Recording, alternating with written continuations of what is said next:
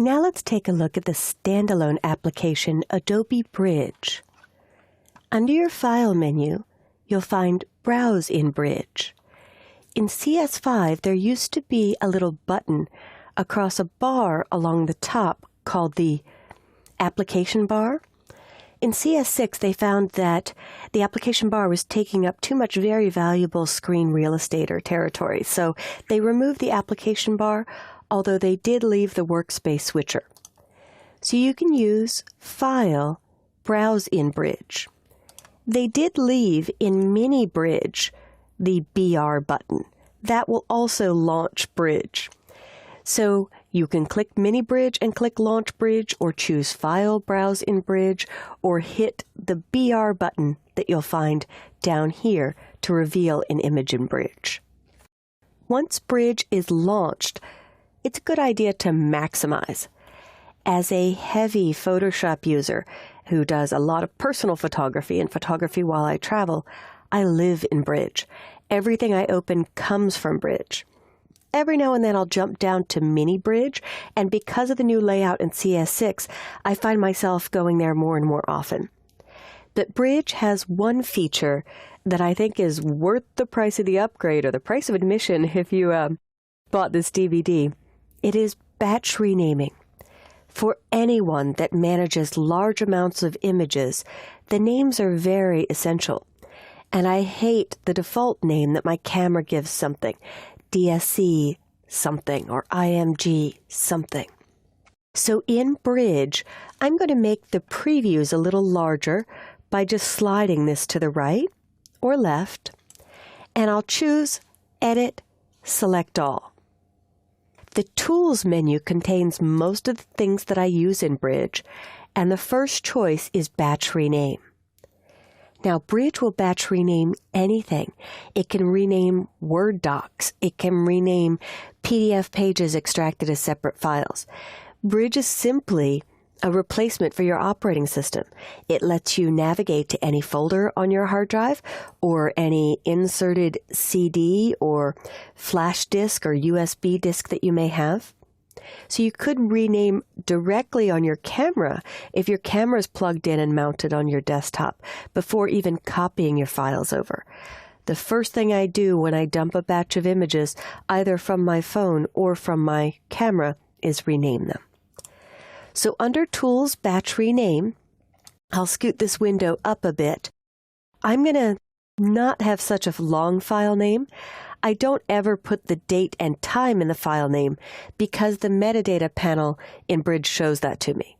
So I will hit the minus to the right of date and time to remove that. And if you're working along with the video, you can pause now, go find a folder of images of yours, and do the batch renaming with me. Or find it later, come back and watch the video again. I'm also going to get rid of this second text field, and I'll start by naming this Vienna with an underscore as a separator so that if I email this, it doesn't get %20 in the file name. Spaces are illegal on the web, and that's why often your email attachments file names change. The last time I renamed images, it must have been 7 of them. Bridge remembers that, so it started at 8 for me. In case you're shooting multiple cards of camera images, it remembers the last one in the sequence that it renamed. So if it's a wedding and you filled up 5 cards and the last batch you downloaded ended at 200, when you insert the second card of images that you shot at the wedding, it would start at 201. I'm going to type 1 here, so it starts at sequence number 1. And since there's only 18 files, I'll use 2 digits for the naming. I never recommend anyone use a 1-digit naming convention because 1 digit would sort a list of 10 as 1, 10, then 2, 3, 4. The 2-digit will go 01, 02, 03. Just a good habit. And practice makes permanent, so practice good stuff. The photographers I work with like to check this box, Preserve current file name in the XMP metadata. Metadata just means extra data about the file, stored in the file. That way they know their original count for the images that they shot on their camera. I've also seen this used at large companies that have millions of images in a database, they might be pulling down a product shot and then they're modifying it to clone someone out or change a shirt color, for example. So they would preserve that original file name so that when it goes back in the database, there's a reference to both the image it started with and the new corrected image. But in this case, I don't care what my camera named it. I just want it renamed. So when I hit rename, boom, it's that fast. It's already done. Once it's finished naming, let's organize Bridge to a more useful workspace, the way I like it, basically Kelly's workspace. So as you look at Adobe Bridge, you have your menu bar. You have an application bar which will let you go back and you could surf through and see what these offer. You can rotate images in advance if you're shooting at a side angle, but none of mine are at the improper orientation. And you have different workspaces. This is your workspace switcher. If you stretch that, you could see a few more, like the light table workspace, which gets rid of everything and just shows your images. Or the preview workspace, which if I click on Vienna, oops, I rated the image by accident. I will try to unrate that. There we go. This is a star rating column. But it's good that you see that. Sometimes mistakes teach you things.